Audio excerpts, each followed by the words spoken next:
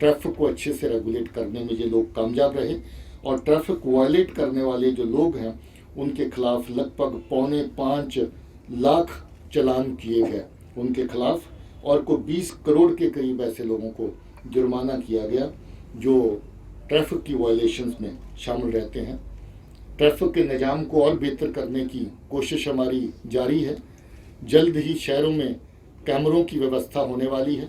Smart cities के अंदर इस प्रोजेक्ट को रखा गया है, मगर इन्होंने ई चलानिंग का जो सिलसिला शुरू किया है, आप सज़ा तो दे रहे हैं गलत करने वाले को, मगर जो उसकी चक्कर लगाने की प्रक्रिया रहती थी इधर से इधर कोर्स में जाने का, ई चलानिंग से वो सिस्टम काफ़ी हद तक स्मूथ हो गया है।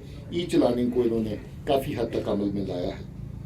CID ने बहुत अच्छा काम साल के दौरान किया। बहुत सारी सिटीजन सेंट्रिक सर्विसेज CID से होती हैं।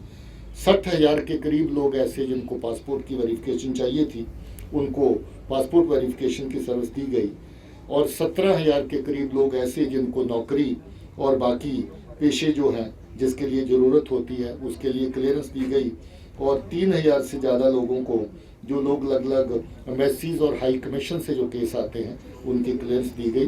CID ने कुल मिलाकर के बहुत अच्छा काम किया। अब क्योंकि इसके अंदर हम लोगों ने एक नया विंग खड़ा किया है, SIA के तहत आपको पता होगा कि कल ही हम लोगों ने एक बड़ा अहम केस चलान किया है।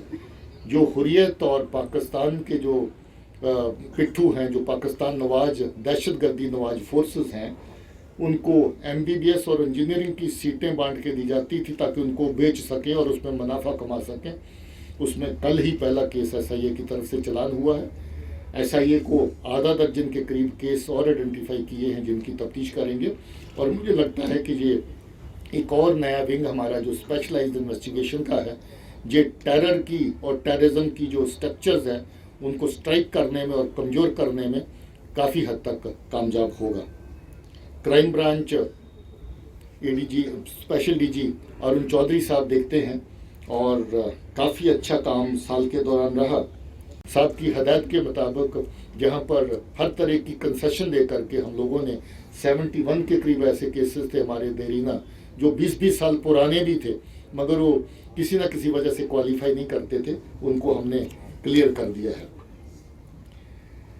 जो विंग हमारे बहुत अच्छा काम करते हैं, हाई रिस्क ड्यूटी में रहते हैं, उनके लिए स्पेशल इंसेंटिव्स का इंतजाम भी हुआ।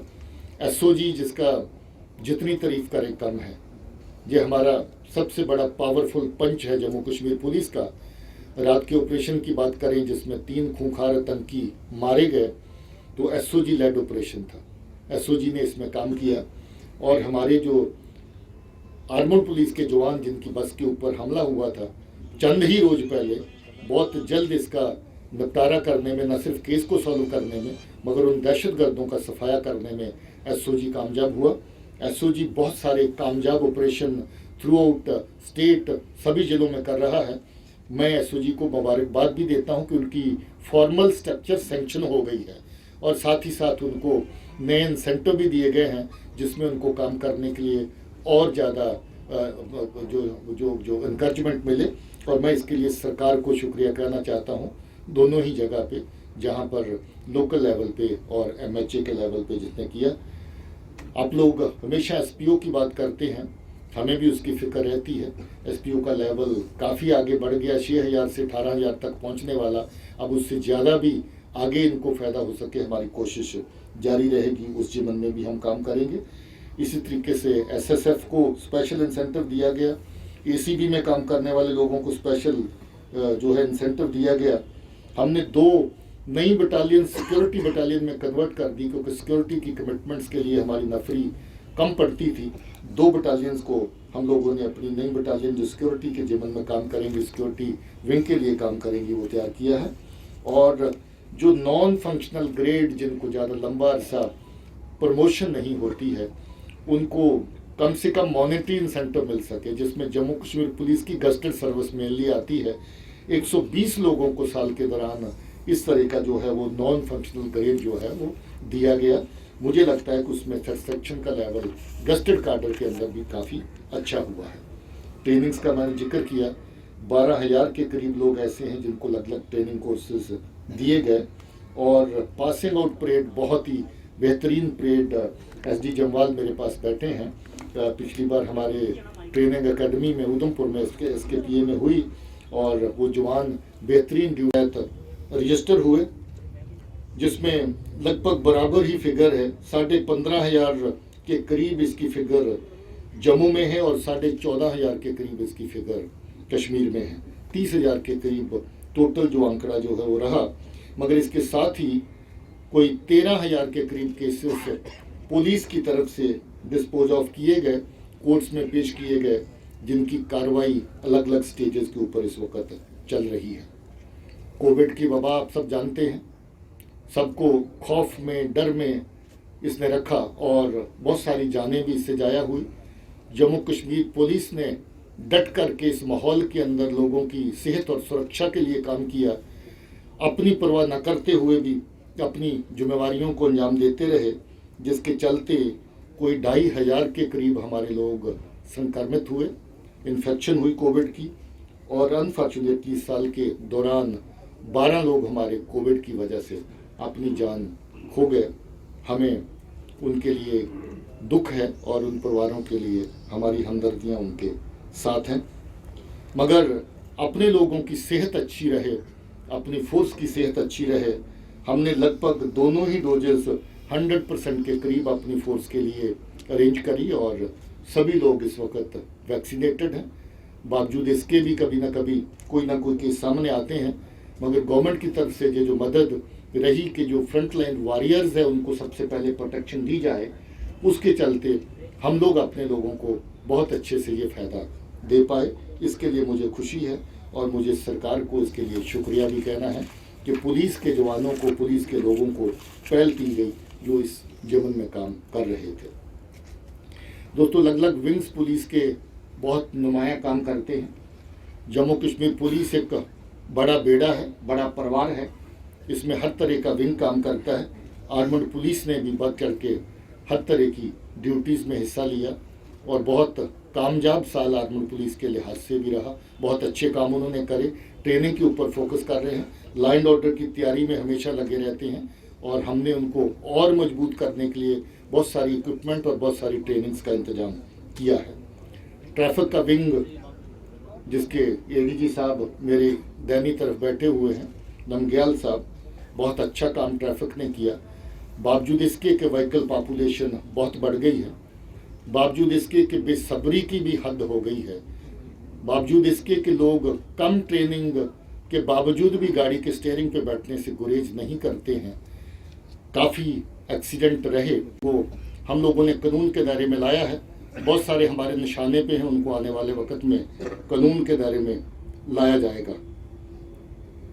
दहशतगर्दी के खिलाफ लोगों के हक में काम करते हुए, अमन के लिए काम करते हुए शहीद हुए, मैं जम्मू कश्मीर पुलिस और बाकी सिक्योरिटी फोर्सेस की तरफ से उनको नमन करता हूँ, श्रद्धांजलि पेश करता हूँ।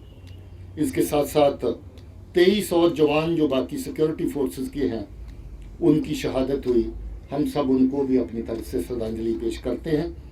मगर ये बता दूं कि 20 और 23 का आंकड़ा अगर गिनती के हिसाब से लें तो ये गिनती पहले के मुकाबले में काफ़ी कम हुई है। ये एक अच्छी बात है। जहां ऑपरेशनल कामयाबियां बहुत बड़ी हैं, हमारे लोगों का नुकसान जो है कम हुआ है। और एक और बता दूं कि चंद रोज़ पहले जो हमारी पुलिस की बस के ऊपर अटैक हुआ था पंथा चौक जैवन की रोड पे, पिछले 36 घंटे के अंदर 9 दहशतगर्द जैश-ए मोहम्मद के मारे गए हैं और उन सब लोगों का सफाया हो चुका है जो इस अटैक में शामिल थे।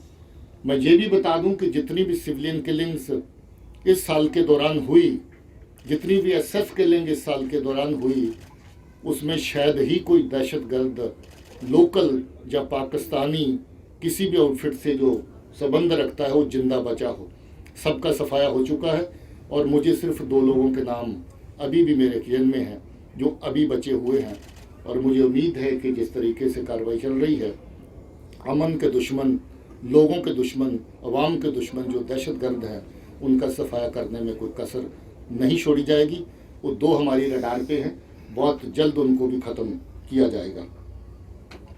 कानूनी कार्रवाई साथ साथ, जैसे मैंने कहा, बड़ी तादाद में PSA उन लोगों के खिलाफ लगे, पब्लिक सेफ्टी एक्ट के तहत डिटेंशंस हुई जो देखने को भले सादे लगते हैं मगर करतूतों के लिहाज से बहुत काले हैं, उनका भी हिसाब साथ में हुआ। काफ़ी बड़ी तादाद में जुए पिए के तहत केस रजिस्टर किए गए।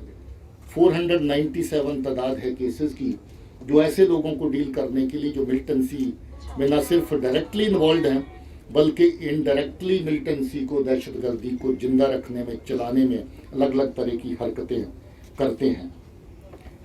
दहशतगर्दी को सपोर्ट करने के लिए जो गाड़ियों का इस्तेमाल होता है, बड़ी तादाद में गाड़ियां जुए पिए के केसेस में सीज कर ली गई, जिसके ऑर्डर पुलिस हेडक्वार्टर की तरफ से दिए गए। दुकानें, मकान, ज़मीनें भी सीज करी गई जिनका इस्तेमाल दहशतगर्दों के लिए होता है। बहुत खुशी की बात यह है कि हम जो पिछले 3 साल से ज़्यादा अरसे से एक नया रिकॉर्ड कायम करके चल रहे हैं कि लॉ एंड ऑर्डर की हैंडलिंग में किसी भी सिविलियन की किलिंग ना हो, वो रिकॉर्ड आज भी बरकरार है। पिछले 3 साल से 18 में 2 ऐसे लोग थे जो लॉ एंड ऑर्डर के दौरान मारे गए थे। 19, 20, 21 में जो फिगर 0 चल रही है और हमारी कोशिश रहेगी कि हम इसको 0 रखें, क्योंकि लोगों का तावन, लोगों का सहयोग हमारे साथ है। लोग समझबूझ से काम लेते हैं और उकसाए जाने पर भी किसी की उकसाहट में नहीं आते हैं। ये एक अच्छा चलन है, इसको जारी रखा जाएगा।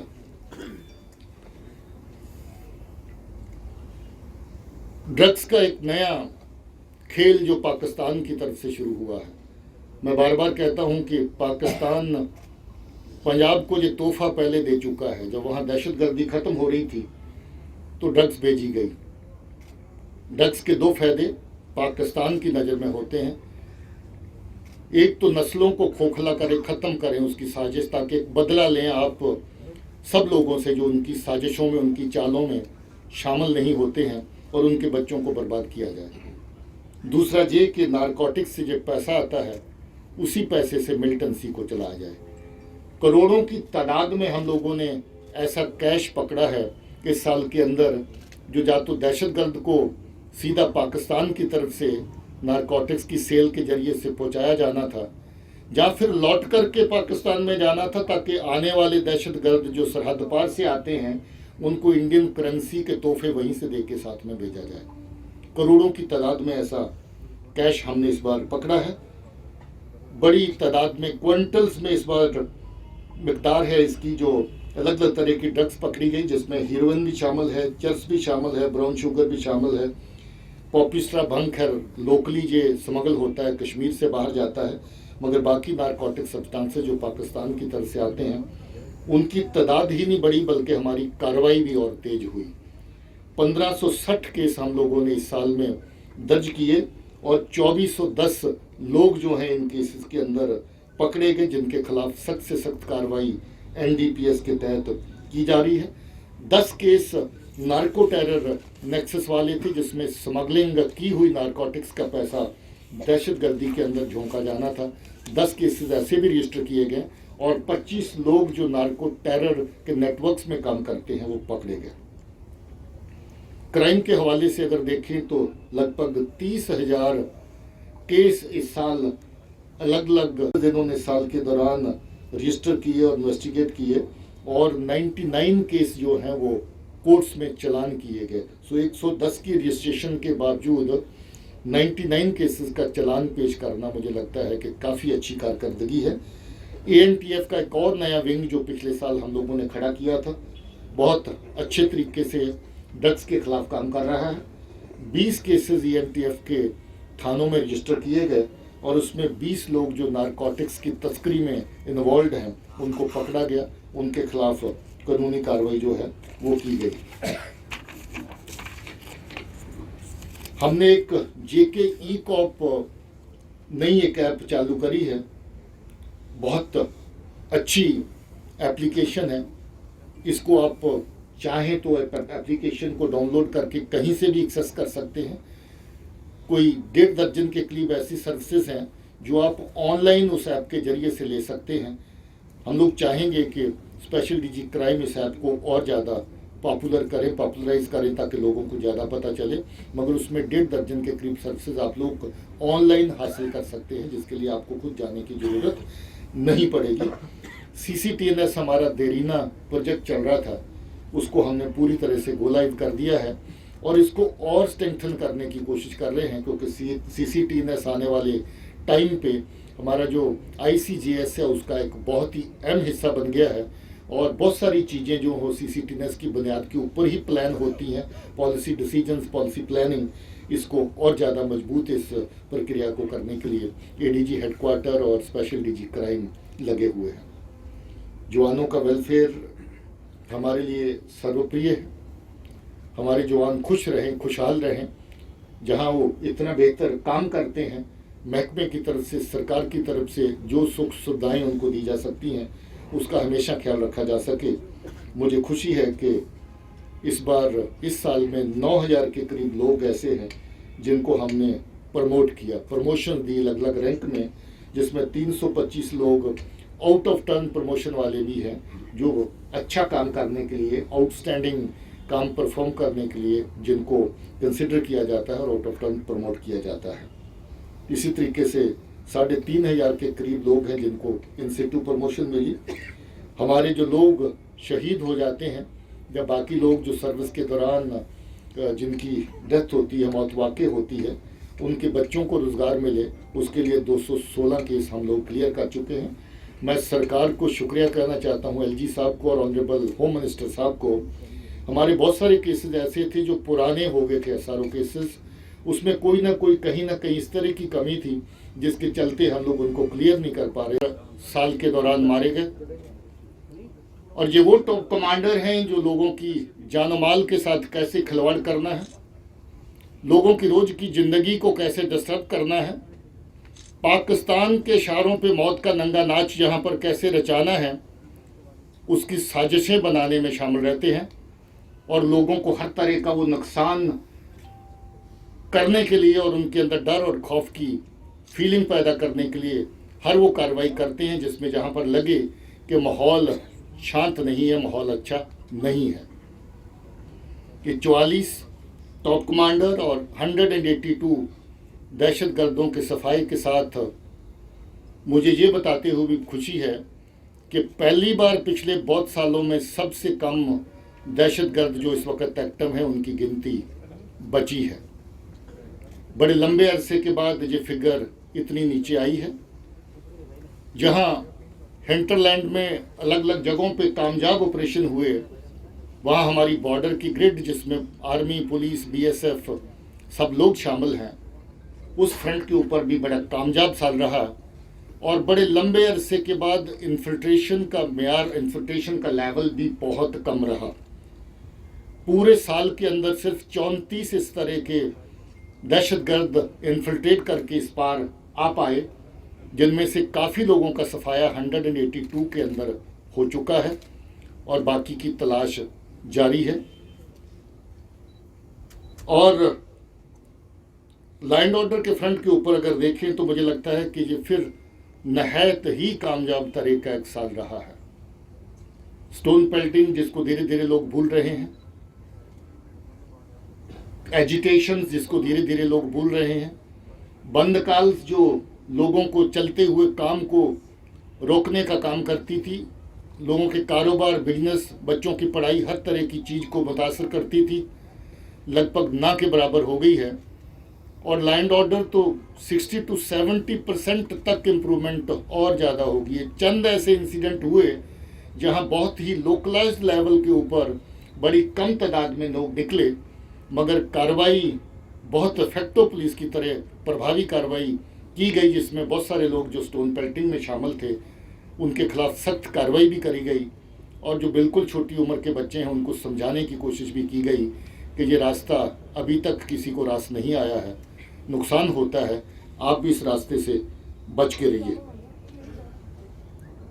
में रहती है, फिर धीरे धीरे आगे बढ़ते हैं, तो मुझे लगता है कि वो दिन भी होगा जब हम लोग ये सारी चीज़ें जिस भी लैंग्वेज में चाहें उसको ले सकते हैं, जो लैंग्वेज अवेलेबल उसमें है। साइबर का आपने कहा, हम लोग बिल्कुल कुछ अर्सा पहले तक बेबी स्टेप्स पे चल रहे थे और थोड़ा सा हमारी अब चाल पहले से तेज हुई है। पैसे की फिर कमी नहीं है, पैसा हमारे पास अवेलेबल है, मगर इमारत नहीं थी तो बहुत बड़ी इमारत क्राइम हेडक्वार्टर में इस वक्त बन रही है। वो लटक गया था प्रोजेक्ट किसी वजह से, मगर गवर्नमेंट ऑफ इंडिया ने पैसा दे दिया है कि इस प्रोजेक्ट को पूरा किया जाए।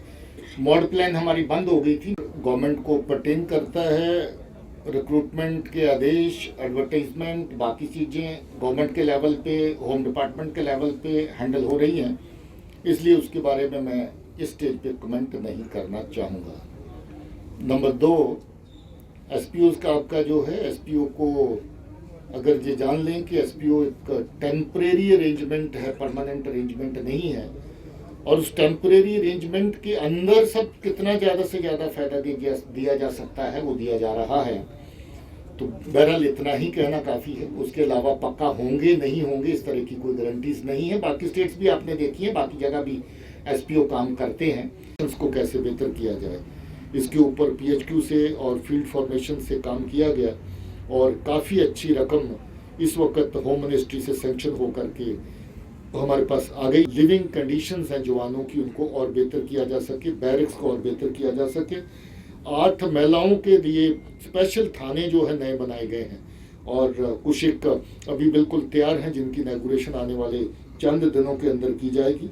बहुत सारे लिविंग ब्लॉक्स नए ऐड अलग अलग जगहों पे किए गए हैं। और जैसा मैंने कहा, रहने बैठने का मैं पिछले हफ्ते में 3 जगह का जायजा, प्रयासपुरा गया था, जैवन गया था और मानसबल गया था। तीनों जगह वहाँ पर लिविंग और जो बाकी हमारी ऑपरेशनल ज़रूरतों की अकोमोडेशन इंफ्रास्ट्रक्चर है उसका जायजा ले चुका हूँ। हम कि 2022 जो है वो इससे भी बेहतर हो। Sir, my question is that everybody has been appreciating the role of Jammu and Kashmir police, but then I think police, the man in uniform. We have seen that after Hyderpura encounter, they have been cast, they are doubted. Now my question is that as a we definitely feel hurt with the kind of utterances that they make. They're very irresponsible to start with and to see the least. It's very irresponsible on the part of certain people who are not part of the investigation, who do not know anything about the investigation, about the ground situation, and they're the people actually who themselves have seen this kind of scenario for years and years, and they know the reality actually on ground. But I think counting votes on dead bodies, maybe perhaps the mission, I don't think we'll be allowing them to succeed in that kind of mission. We have already made it clear, anybody having any evidence, there were 2 forums available to them. One was the magisterial inquiry. Anybody having anything should have gone to the magistrate who was conducting the inquiry. And if they still have something, we have an investigation team which is working there. Why don't they go and present that evidence before them? We have made it crystal clear that the operation was neat and clean. We have made it crystal clear that police and the forces have done their professional work. And we've also made it clear that those utterances are somehow violative of law. And maybe that at some stage, if people not bend their ways, maybe that law would take its own course. second part